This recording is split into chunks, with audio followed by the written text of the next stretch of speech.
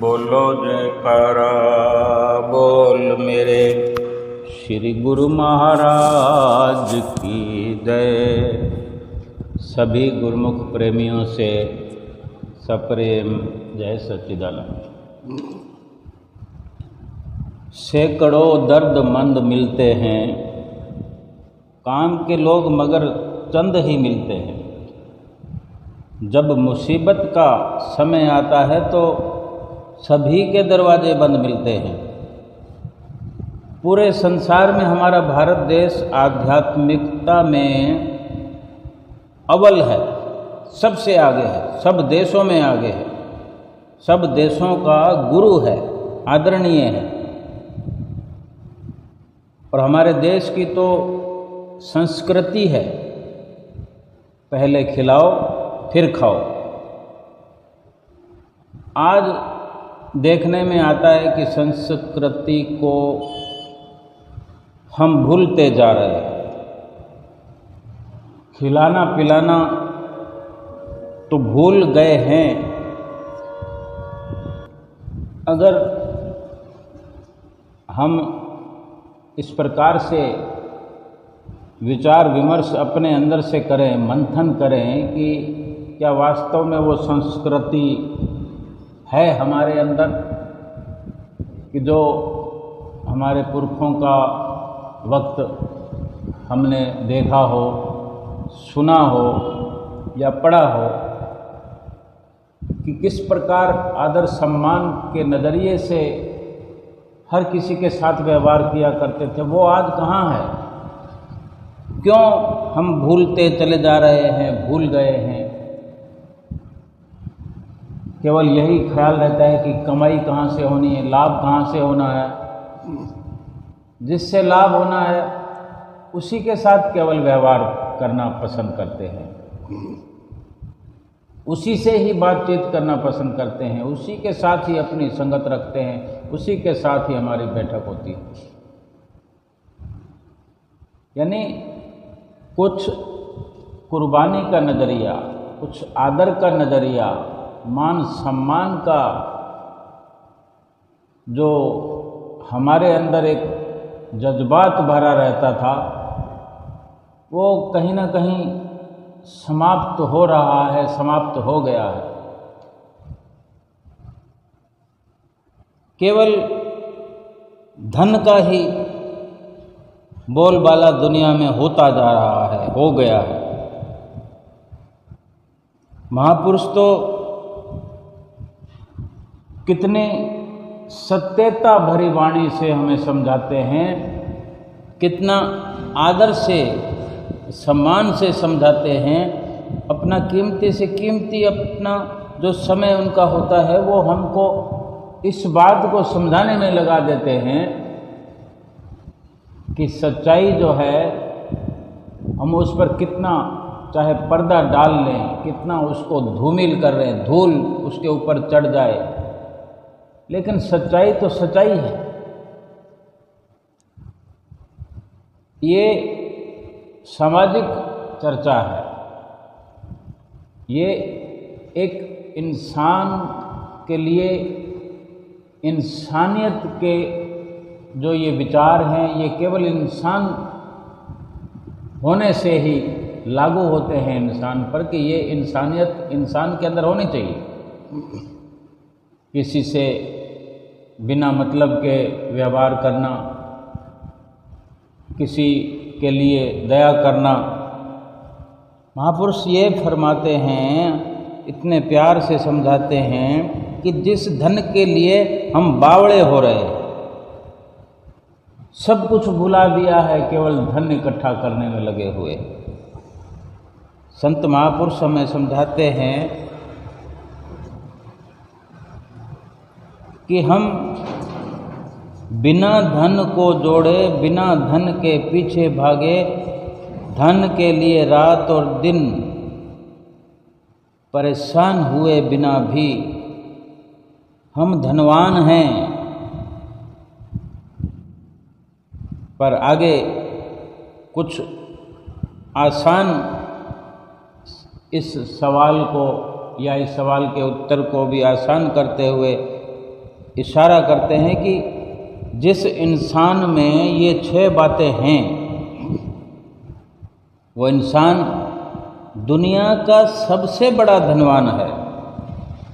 सबसे बड़ा धनवान का ये मायने है कि इतनी बड़ी दुनिया है, यानी अरबों लोग इस दुनिया में रहते हैं, पूरी दुनिया में, हिंदुस्तान में नहीं पूरी दुनिया में अरबों लोग रहते हैं। उनमें सबसे बढ़कर धनवान ऐसा क्या है इन 6 बातों में,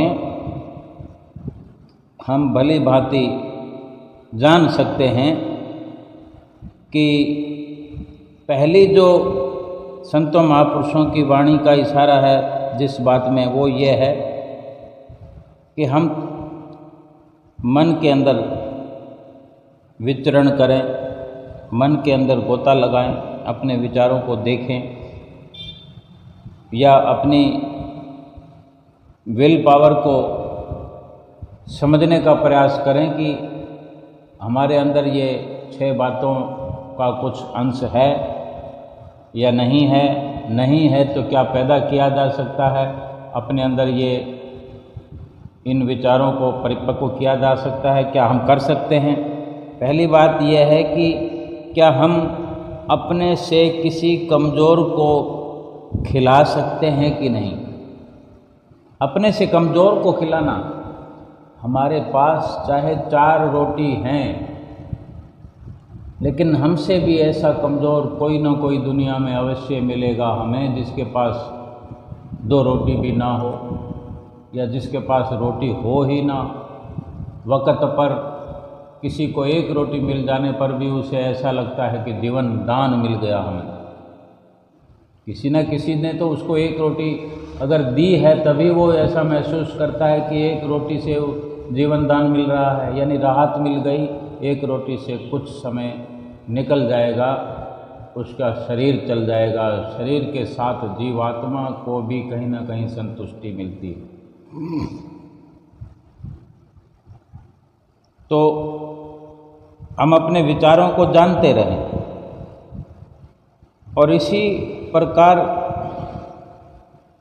दूसरी जो वाणी है संतों की वो ये है कि क्या हम अपनी वासनाओं को, कामनाओं को अपने कंट्रोल में कर सकते हैं। वासनाएं और कामनाएं कई प्रकार की होती है, यानी जो और अधिक से अधिक इकट्ठा करने की जो विचारधारा हमारे अंदर रहती है, यही कामनाएं हैं, वासनाएं हैं। क्या इनको हम कंट्रोल कर सकते हैं, इन पर रोक लगा सकते हैं, इनको रोक सकते हैं। अब तक रोकने की कोशिश ना की हो, लेकिन ये देखना है हमारे अंदर कि क्या हम शुरुआत कर सकते हैं इन कामनाओं पर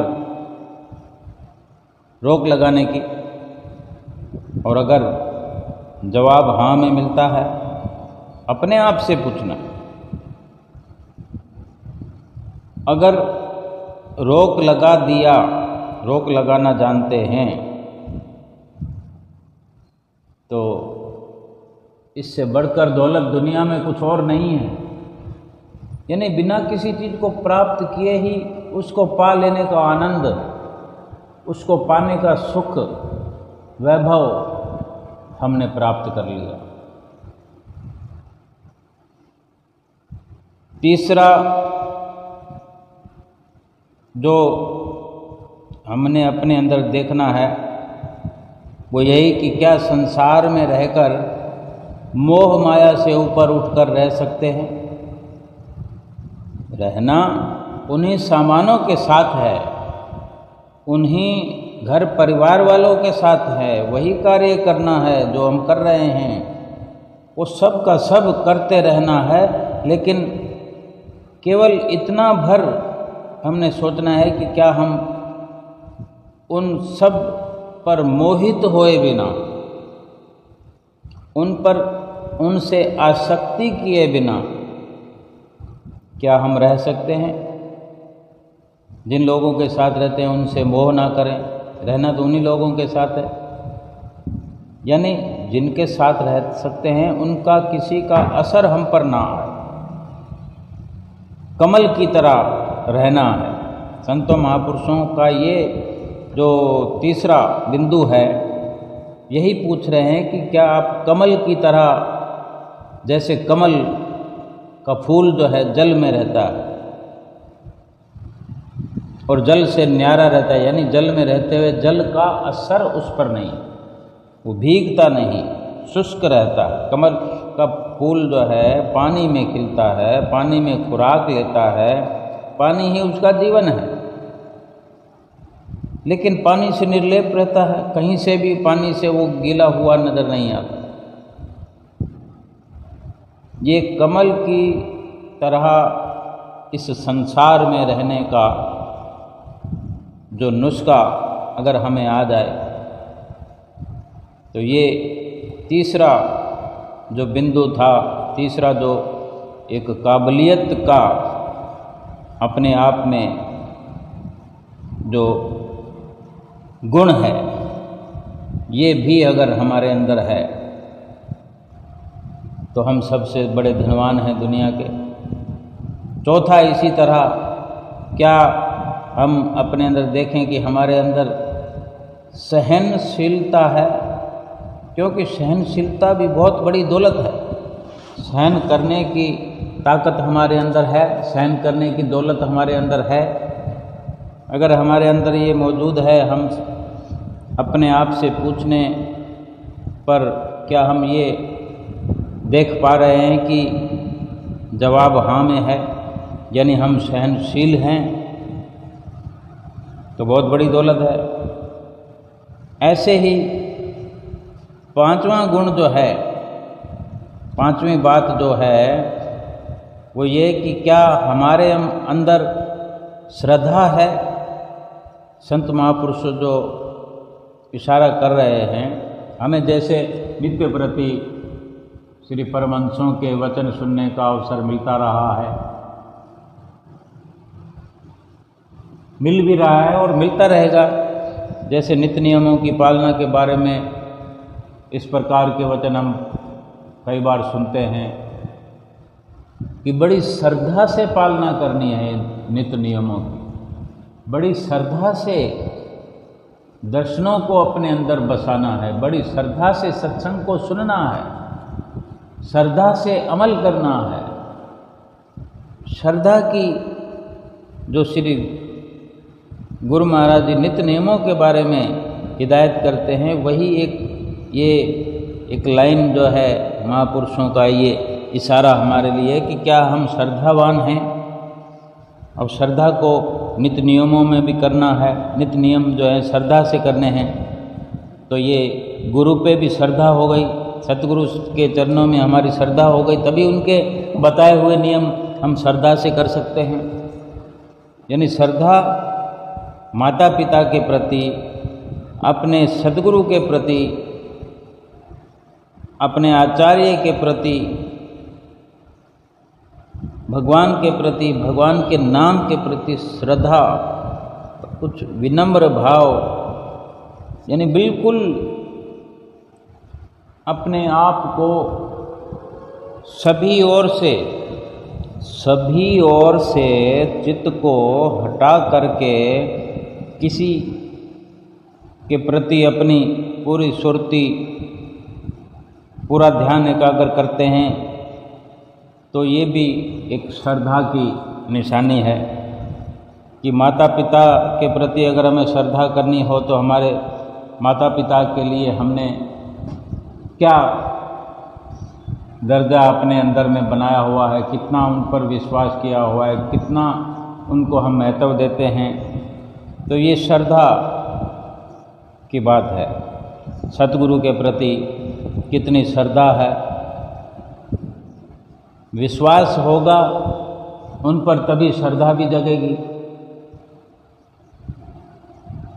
इसी प्रकार छठा जो विचार हमने अपने अंदर देखना है कि हमारे चित्त की इस स्थिरता, यानी मन का ठहराव, दुख हो सुख हो, इन सब में हमारा चित्त, हमारा मन समदृष्टा बना रहता है या नहीं। चाहे सुख आ जाए, चाहे दुख आ जाए, कैसी भी घड़ी आ जाए, कैसी भी वार्ता कहीं हो, सम बने रहना एक ही अवस्था में। सुख आए तो उछलना नहीं, दुख आए तो रोना नहीं। इस प्रकार की 6 बातें हैं तो हमारे पास सुख, आनंद, खुशी, इस प्रकार का अभाव हो ही नहीं सकता। भरपूर हमारे अंदर खुशी, आनंद हर समय समाया रहेगा। और इनके होने का मतलब यह नहीं कि अगर ये हैं या इनको खोज करके पैदा करना है अपने अंदर से ही, कुछ इसमें लगना नहीं है। हम ये न सोचें कि इसमें तन को लगाना पड़ेगा या मन को लगाना पड़ेगा या धन को लगाना पड़ेगा। वो तो हम लगाते ही रहे और लगता रहेगा। जहाँ तन लगा हुआ है वहाँ लगा हुआ ही है, धन भी लगा हुआ है, मन भी लगा हुआ है। वहीं से थोड़ा थोड़ा मन, तन, धन उठा करके थोड़ी अवस्था चेंज करनी है। पहले जो मन कहीं संसारिकता में भरम रहा है, भटक रहा है, धन भी हम खर्च करते हैं, लेकिन उनके बदले में क्या कुछ हम खरीद लाते हैं, क्या कुछ अपने लिए साधन जुटा रहे हैं। मन के अंदर विचार चलते रहते हैं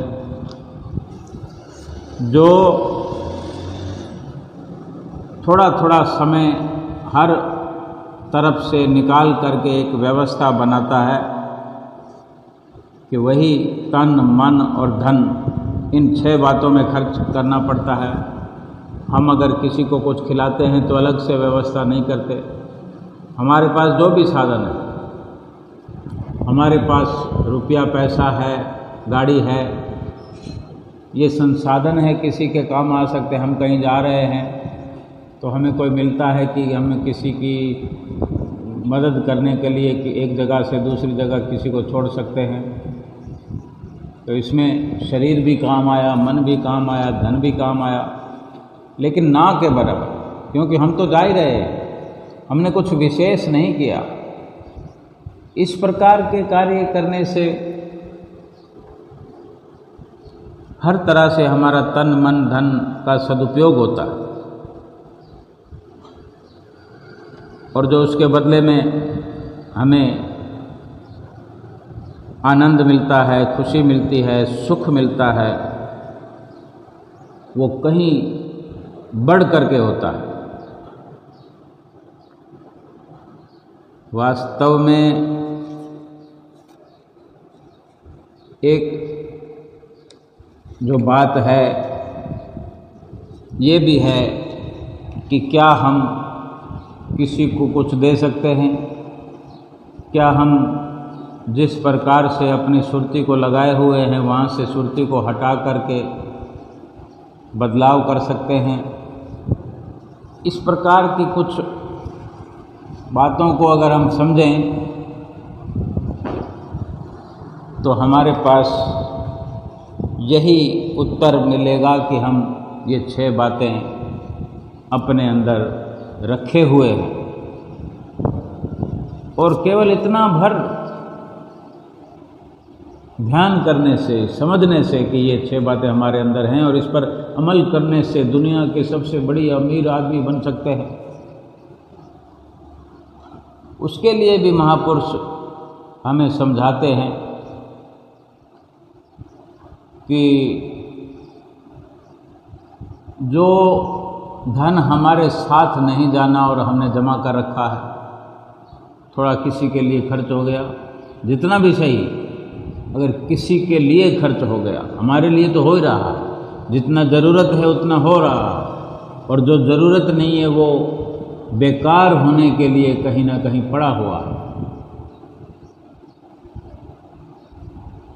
यहीं पर ये सब कुछ हमें मिलता है, मिला है। धन हो, परिवार हो, रुतबा हो, पद प्रतिष्ठा हो, ये सब कुछ यहीं पर मिला और यहीं पर समाप्त भी हो जाएगा। लेकिन उसके पीछे जाने वाली,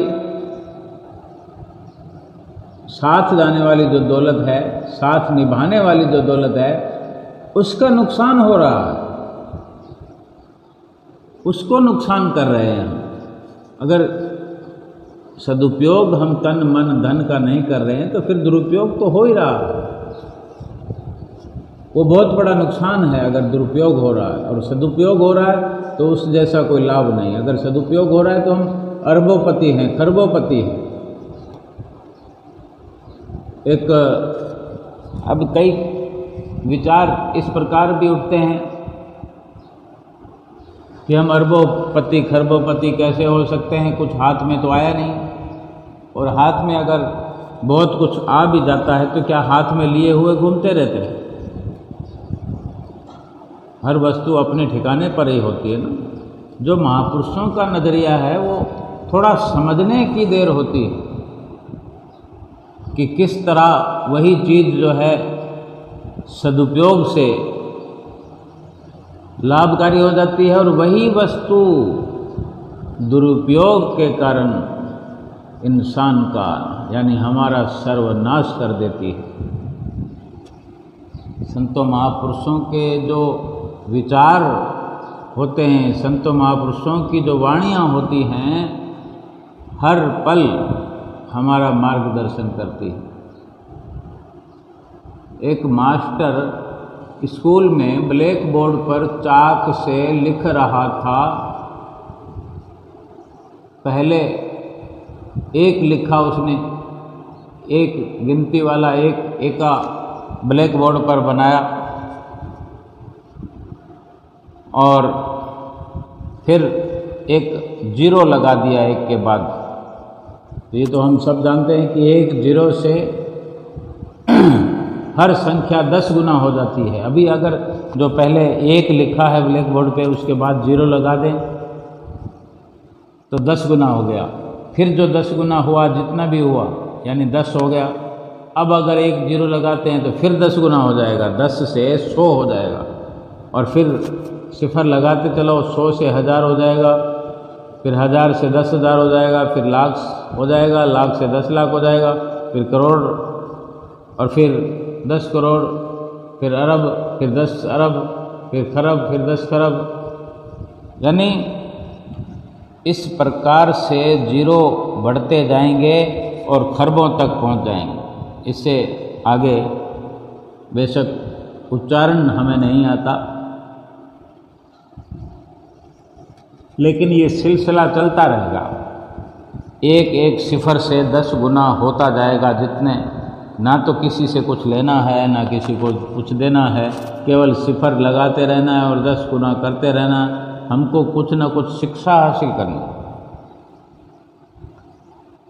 और जैसे जीरो लगते जाते हैं, फिर 1000, फिर 10,000, फिर लाख, फिर 10 लाख, फिर करोड़, फिर 10 करोड़, फिर अरब, फिर 10 अरब, फिर खरब, फिर 10 खरब। यानी इस प्रकार से एक जीरो के महत्व से हर संख्या 10 गुना होती चली जाती है। एक बच्चा खड़ा होकर पूछता है उसी मास्टर से कि आपने सबको 10 गुना कर दिया पीछे जीरो लगाते हुए। सबसे पहले आपने एक लिखा, एक के बाद जीरो लगाते रहे और 10 गुना करते करते करते करते खरबों में लिखा गया। तो उस बच्चे ने क्या किया, डस्टर उठाया तो वहाँ उन संख्याओं में आगे जो लिखा था एक नंबर लिखने के बाद ये सिलसिला चालू हुआ था, उस एक को डस्टर से मिटा देता है बच्चा। अब हम विचार करें कि जब एक मिट गया है तो उस संख्या की क्या गिनती है। सिफर तो वहीं, जो सिफर 10 गुना करने वाले थे, उसी प्रकार उस एक नंबर ने सारे 10 गुना हुए। जीरो के कारण जो संख्या बनती थी 1 खरब, वो बिल्कुल जीरो हो गई। 1 नहीं तो फिर कुछ नहीं। महापुरुष फरमाते भी हैं कि राम नाम को अंक है, राम नाम को अंक है, सब साधन है शून, अंक रहे 10 गुण है, अंक बिना सब सून, अंक बिना सब सून। ये जो अंक है, एक अक्षर जो है, 1 का हो 2 का हो, ये अक्षर जो है भगवान की तरह ये उस अंक के मायने हो सकते हैं कि ये 1 जो है, ये अक्षर जो है, ये भगवान के न्यायी है, भगवान के समान है कि राम नाम को अंक है, बाकी सब साधन है शून्य। अगर एका लिखा हुआ है, उसके बाद जितने जीरो लगाओगे 10 गुना बढ़ते जाएंगे, और जीरो जब हट गया फिर तो बढ़ने बढ़ाने का सवाल ही नहीं। केवल 1 हटाने से, अंक के हटाने से, बिना अंक के 0 0 0 0 0 जितने भी जीरो लगे हुए हैं उनकी कोई वैल्यू नहीं।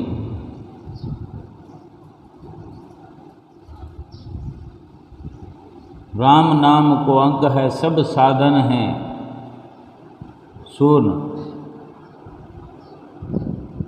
और अंक रहे 10 गुण है, अंक बिना सब शून्य। जब तक एका है तभी तक इन जीरो की मूल्य थी, महत्व था। जब तक अक्षर संख्या जो भी है वो अगर हटा दी जाए, मिटा दी जाए, यानी मालिक का नाम नहीं है अपने हृदय में, तो इन सब सांसारिक सामानों का, इनके आडंबर का, ऐश इशरत का, पद भार का कोई कीमत नहीं, कोई वैल्यू नहीं। तो संसार में दुखों वाले लोग तो बहुत मिलते हैं, अपने दुखों का रोना रोने वाले बहुत मिलते हैं, लेकिन अपना काम बनाने वाले, मदद करने वाले नहीं, ना के बराबर है। हमारा जो जीवन व्यतीत हो रहा है वो इस स्तर से ऊपर उठाना, ये सामाजिक चर्चा हो सकती है, एक इंसान के लिए ज़रूरी लाभदायक ये विचार हो सकते हैं, लेकिन जब भजन भक्ति आध्यात्मिकता की हम बात करते हैं, पूरा देश आध्यात्मिक नज़रिए पर चलता है लगभग, लेकिन वास्तव में संतों महापुरुषों के नज़रिए से अगर विचार करें तो बहुत बड़ी बात निकलकर सामने आती है कि जो सतगुरु ने नाम की बख्शिश की है, ये अक्षर है, 1 नंबर हो 2 नंबर हो, जो समझना है हम समझ लें। फिर इसके साथ जो हमारे दुनियावी विचार हैं, दुनिया में रहते हैं, सब कुछ करते हैं, कार्य व्यवहार करते हैं, रुपया पैसा कमाते हैं, अपने घर में, अपने बाहर में, जहाँ जहाँ विपरीत लगी है, सुरती लगी हुई है, जहाँ जहाँ आसक्ति है, वो सब सिफर के समान हैं, जीरो के समान हैं। रुपया पैसा कमाना, खर्च करना, कुटुंब परिवार बनाना, फिर उसका लालन पालन करना, घर में रहना, सबके साथ रहना, ये सब जो है जीरो के समान है। लेकिन फिर भी ये इशारा है संतों महापुरुषों का कि अगर सतगुरु से बख्शिश किया हुआ नाम हमारे भीतर में प्रवेश कर गया है तो ये जीरो के समान होते हुए भी जितने भी साधन हैं इनकी कीमत हो जाती है, क्योंकि फिर ये 10 गुना होते जाते हैं। अगर हमने सतगुरु का नाम हमेशा लेना ही, जितना भी लेना, उसके आधार पर बाकी सब सांसारिक विचारों पर भी अपने आप तब्दीलियां होती जाती है। कि जैसे कोई भी कार्य हम करते हैं अपने सतगुरु के बख्शे हुए नाम को जपते हुए करते हैं, अलग से नित्य नियम भजन सिमरन करते हैं। इसकी विशेषता है कि सतगुरु का नाम एक बुनियाद है, इस जीवन जीने की बुनियाद है, नींव है।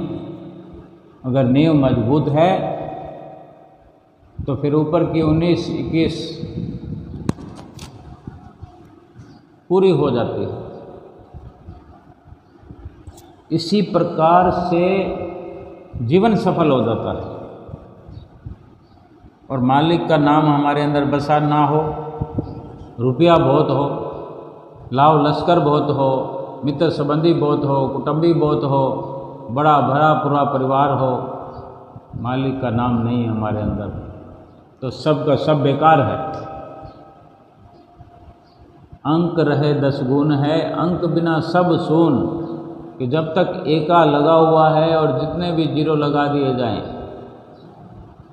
10 गुना महसूस कर सकते हो, लेकिन वो एक हमारे अंदर नहीं है, सतगुरु का नाम नहीं है, सतगुरु से प्रीत नहीं है। फिर जीरो तो चाहे कितने ही बढ़ाते जाओ, जीरो के बदले में कुछ नहीं मिलता।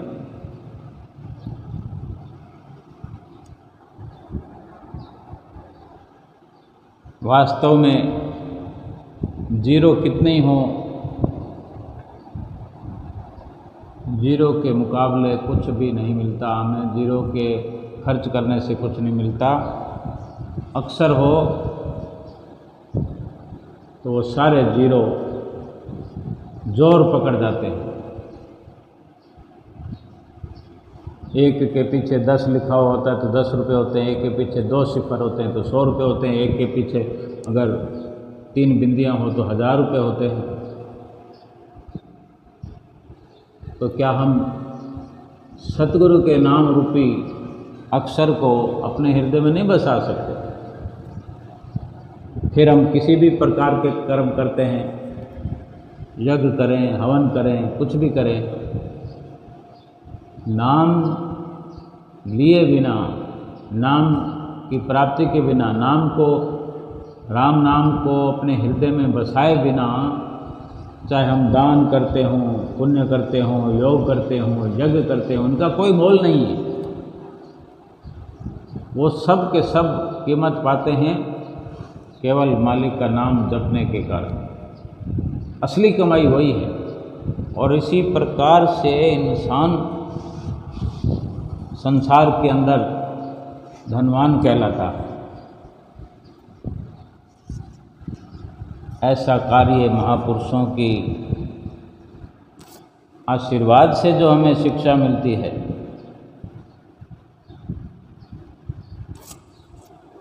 उससे इतना बड़ा लाभ कमाया जा सकता है। हमारी सोच बदल जाती है, विचार बदल जाते हैं। सबसे पहले महापुरुषों की वाणियाँ हमें समझनी पड़ेगी। हमें उनके विचारों पर, उनकी वाणियों पर श्रद्धा रखते हो, श्रद्धा का भाव अपने दिल में पैदा करते हुए फिर अमली कार्रवाई जो सत्संग में हम नित्य प्रति सुने, हम सुनते हैं, सुनते रहेंगे और उन पर जब अमल होते हुए, अमल करते हुए हमारा हर पल व्यतीत होगा, हमारा समय व्यतीत होगा। अमली कार्रवाई से हमारे दिन की शुरुआत होगी, अमली कार्रवाई से ही हमारे इस दिन का अंत होगा। ऐसा अवसर जरूर आएगा जीवन के अंदर, निजी तौर पर, जब इस प्रकार संतों महापुरुषों की ये 6 बातें हमारे अंदर आ जाएं, हम खोज करें अपने अंदर से।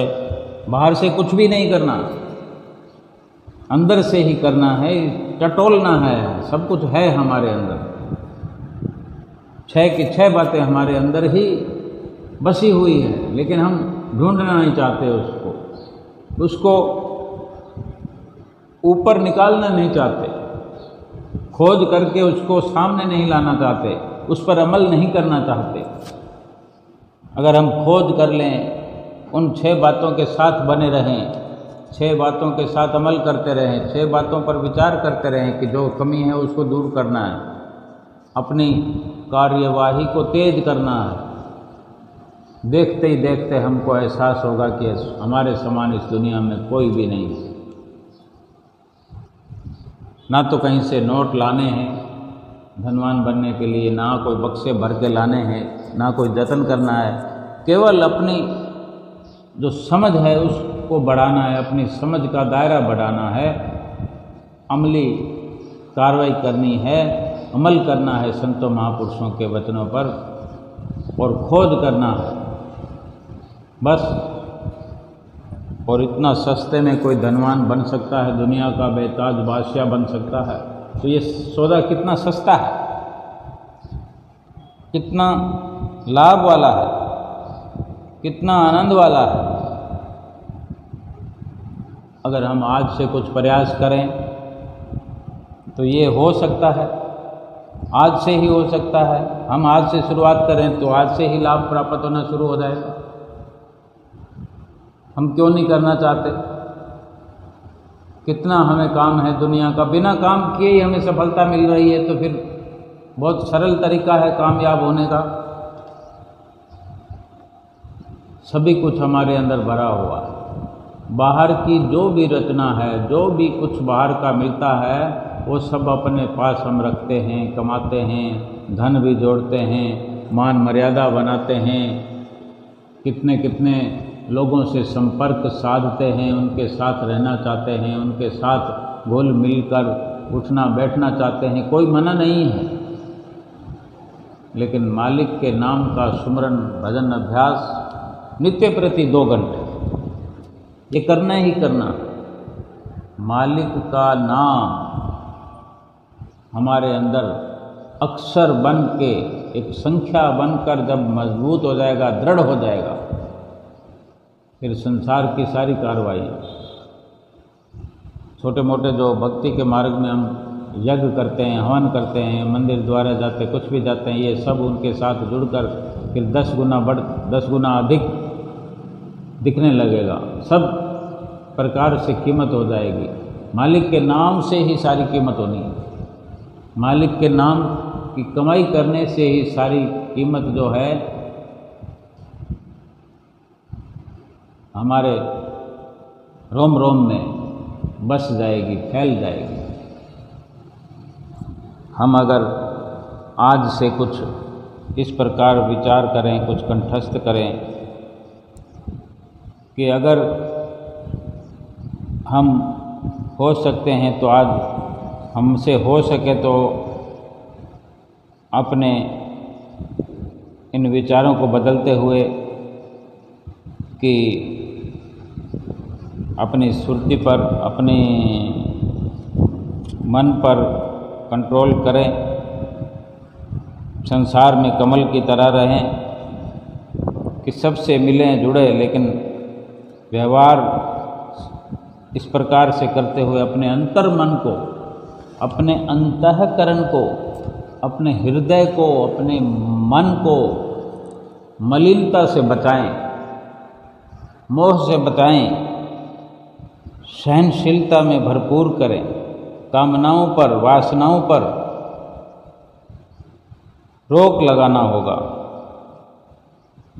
और किसी की मदद करनी है, ज़रूरत है किसी को मदद की तो उसके साथ कुछ भी हम समझौता कर सकते हैं। भी एक प्रकार की मदद नहीं भी कर सकते तो दूसरी प्रकार की मदद है, उसके लिए तैयार रहे। फिर कितनी संतों महापुरुषों की कृपा बरसती है, कितना आशीर्वाद मिलता है, और कितना अगर हमारा ये इस प्रकार के हमारे सात्विक विचार हों, किसी को सुख पहुंचाने वाले हों। केवल विचारों से ही सुख पहुंचता है, केवल विचारों से अपनी सोच के अनुसार ही किसी को सुख मिल सकता। अगर मिल सकता है तो क्यों ना अपनी ऐसी सोच को बढ़ावा दें कि हमसे ऐसे कर्म नित्य प्रति हों, हम नित्य प्रति इसी विचारों के साथ अपने जीवन का सफ़र तय करें। हमें श्री परमहंसों की चरण शरण मिली हुई है, उनसे नाम की दौलत प्राप्त हुई है, हो चुकी है। इस दौलत को बढ़ाना है तो नाम को जपते जाना है और दौलत को बढ़ाते जाना है। नाम जपेंगे नहीं तो ये फ़ायदा हो नहीं सकता। जो फ़ायदा हम कर सकते हैं उसको करना चाहिए। फ़ायदे के लिए ही हम नित्य प्रति बाहर निकलते हैं, बिजनेस करने, दुकान करने, नौकरी करने, कुछ भी करने। कितनी उसके अंदर पेचीदगियाँ होती हैं रुपया कमाने के लिए। तो जो भजन भक्ति है, नाम की कमाई करने की बात है, थोड़ा बहुत कष्ट अगर इनके लिए हमारे शरीर पर आया, थोड़ी सहनशीलता के लिए भी थोड़ा कष्ट हुआ, मन को टिकाने में, मन को ठहराने में कुछ ना कुछ मुश्किल या परेशानी तो आती है, लेकिन उसका लाभ कितना बड़ा है, उसका आनंद कितना बड़ा है कि चारों पासे आशा पाशा भी महकने लगता है, आनंद ही चारों तरफ से बरसने लगता है, सुख ही सुख बरसने लगता है। फिर चाहे किसी भी प्रकार से हम दुनिया में रहें, निर्लेप बने रहेंगे। दुनिया में रहकर भी दुनिया के मोह से वंचित रहेंगे, मोह से छूट कर रहेंगे। अगर आम संसार को देखा जाए तो वो अपनी सुरती को हटा ही नहीं सकते। उनको भी पता है कि दुनिया में कोई साथ निभाने वाला नहीं है, फिर भी वो प्रयास नहीं करते, माया से छूटने का प्रयास नहीं करते, ख्याल मन में नहीं लाते। लेकिन ये नहीं मतलब है कि वो चाहते नहीं हैं, सब कुछ चाहते हुए भी प्रयास नहीं करते। इसके कारण दुख भी मिलता है, परेशानियां भी मिलती है, और उनसे छूटने का सर्वसाधारण श्री परमहंसों ने हमें बता दिया है, तरीका बता दिया है। हमको समझते हुए करना चाहिए। नित्य प्रति श्री आरती, पूजा, सेवा, सत्संग, सुमरन व ध्यान इतना आसान है, इतने आसान नियम हैं, और इतना सब कुशल मंगल वातावरण बनता है। इस प्रकार भक्ति में लगने से, भजन स्मरण करने से, दर्शन करने से, सेवा करने से यूं ही लोक और परलोक सुहेला नहीं हो जाता। इस नाम के अंदर, मालिक के बख्शे हुए नाम के अंदर जो छिपा हुआ है वो ऐसे ही है जैसे एक बीज के अंदर पेड़ छिपा होता है। फिर उस पेड़ के अंदर जाने कितने बीज छिपे होते हैं, और फिर कितने बीजों को अगर लगाया जाए, फिर उनकी जो फसल है वो देखी जाए, दिमाग भी काम नहीं करता। कितना लाभकारी जीवन हो सकता है, कितना आनंद प्राप्त हो सकता है। बेशुमार नाम की दौलत की शक्ति जो है बेशुमार है, अपरंपार है। सतगुरु की लीला जो है अपरंपार है। हमारे सतगुरु केवल और केवल हमारे लिए ही संसार में आते हैं, जीने का ढंग सिखाते हैं, इस लोक में जीने का ढंग सिखाते हैं, दुखों से उबार लेते हमें, और परलोक की जो नाम की कमाई हमने की होती है, उसके कारण, नाम की कमाई के कारण ये हमारा लोक और परलोक संवर जाता है, सुहेला हो जाता है। बोलो जयकारा बोल मेरे श्री गुरु महाराज की जय।